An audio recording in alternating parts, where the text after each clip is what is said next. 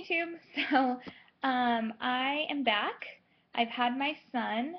The last post I left, I was 38 weeks pregnant, and we were scheduled to go in when I was 39 weeks and 1 day to go in for my cesarean. That actually changed.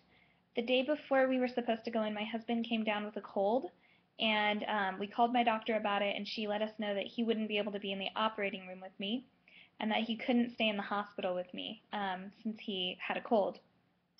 So we didn't like how that sounded. I really needed him there with me. He wanted to be there. And so we asked her if we could reschedule for when I would be 40 weeks and 1 day, so the following week. And she said that would be okay. I hadn't had any signs of labor. I was doing well. I was resting. I had my mom here to help take care of my daughter. So she said it was all right, and we rescheduled. And he didn't come before then. I didn't go into labor or anything. So as planned, the new plan, we came in at about 7 a.m. on Saturday, September 8th, checked into the hospital. They got me ready. They took all my information. They gave me my IV, all that stuff. And about an hour later, about 8 o'clock, they rolled me into the delivery room, operating room. And 55 minutes later, my son was born at 8:55 a.m. Did awesome, came out screaming. I forget how you call it, but that score that they give them when they first come out, he got a 9, and 10 is the best, or it's out of 10. So he was doing great, had a good set of lungs. They brought him over to me while they stitched me up and put me all back together, and it was awesome. I totally cried, which is funny. I didn't cry when my daughter was born. I think maybe because at that point I had been through a lot because it was an emergency cesarean, and I was so exhausted. But I don't know. This time I was totally crying. Really excited. He's absolutely beautiful. And yeah, I stayed in recovery for a couple hours, and then they brought me to my room where my husband was waiting, and they brought us the baby. I started nursing right away. He took a while to latch on. The 2 days that I spent in the hospital, he really struggled to latch. He took about 15 minutes at a time to even really latch on. But that's all it took him. After those 2 days in the hospital, when we came home, he totally got it. Now he has no problem. He nurses really well. He's nursing about every 2.5 hours during the day. Sometimes he'll go 3, but normally it's 2.5. I'm feeding on demand, so I'm just kind of letting him be my guide for when he needs to eat. He has a pretty distinct hungry cry, so I usually know when he's needing to eat. But yeah, he's eating frequently during the day, and then at night, it's only happened a handful of times, but he'll eat about 8, and then he'll go a long chunk. He'll go until about 1 a.m., so he'll sleep for about 5 hours. And after that, he kind of is off and on all night. It's sort of a blur because I'm not keeping track, but he's usually going 2 or 3 hours between feedings after that point. So my husband and I are trying to get in bed by about 9 every night because my daughter goes to sleep at 8. So she'll go to sleep at 8, he'll eat, and then he'll go to sleep, and then if we can get to sleep, we can get a chunk of sleep, a pretty good chunk of sleep. But yeah, it's going well. I am exhausted and tired. It is really hard to have a toddler while you're recovering from a cesarean and also taking care of a newborn. But he's a really amazing baby. My daughter was really tough. She had colic, and so we really struggled in those first few months with her. But with him, he's really not a super fussy baby. He does have some gas that he has a really hard time getting out on his own, but he's getting better at it. It just has taken him a little while to get it down, but it'll usually take him an hour after feeding to get it all out. You can try to burp him after feeding, but he really doesn't. He just isn't much of a burper. So, which they say with breastfed babies, you don't always need to burp them. They're not sucking in as much air.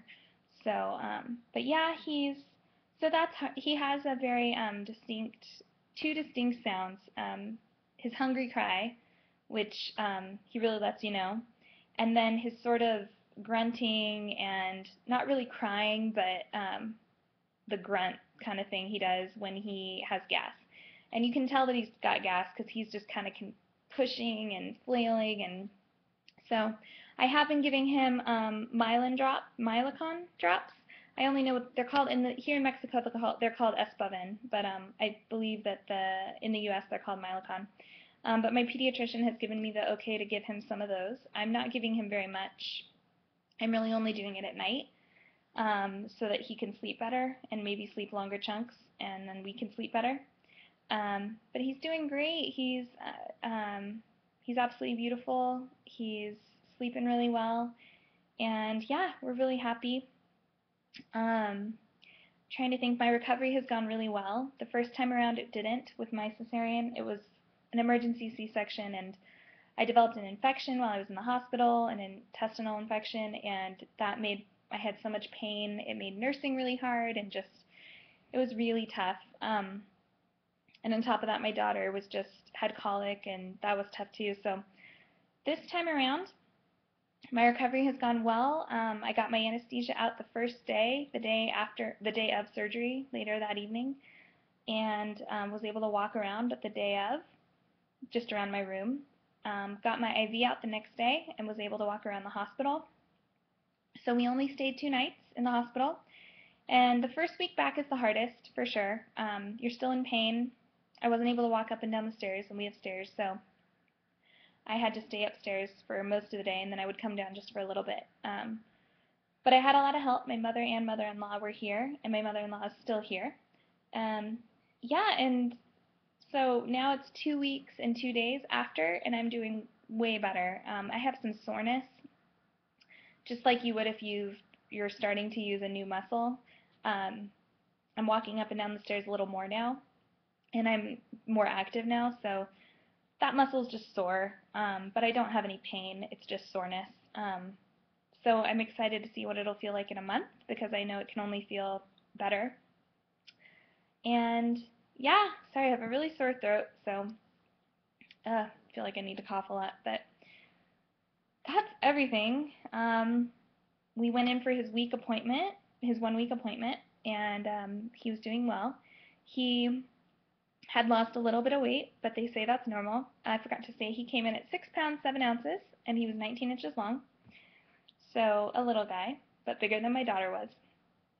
But yeah, he had lost a very small amount of weight. My doctor actually said what he thinks happened is when he left the hospital, he lost even more, and that he's actually in the process of gaining it back. He was like a gram away from being at his birth weight. So he said that he was at a week old, he had almost reached back to his birth weight. And so when we go in again at a month,